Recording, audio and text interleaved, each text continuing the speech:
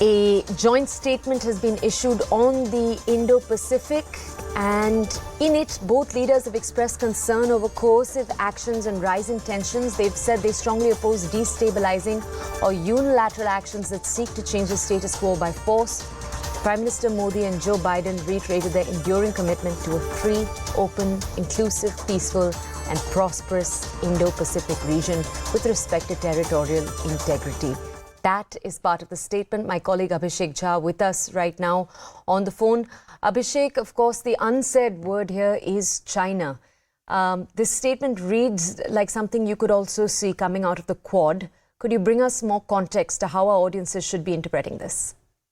We were expecting that both the leaders, when they'll be talking about the regional issues, global issues, issues of strategic importance, defense and other aspect, they would clearly be talking about China factor. Also, China becoming a major power in terms of trade, technology, and aggressive overtures in terms of territorial gains that it has expressed in the last few years has concerned India and USA likewise, because USA also happens to be a very dominant player in that Indo-Pacific region where world's 40% trade passes through, and Chinese dominance may impact its economic aspect as well. So clearly that was something that was long expected that will come on the table during the discussion between the two leaders. So on the issue of Indo-Pacific, without naming China, the two leaders have expressed that the area should remain free, open and independent for everybody to use as a trade route,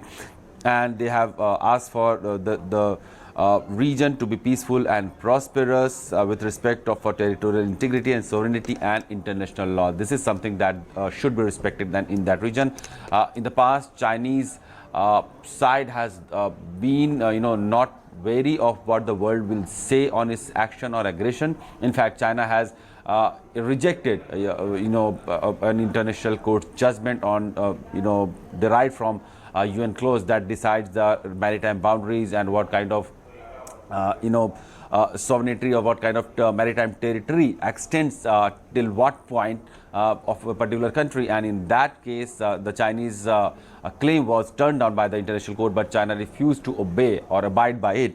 And that is clearly a brazen step by Chinese side that, okay, I can do it and do whatever you want, but I'll remain at what I think is the right point.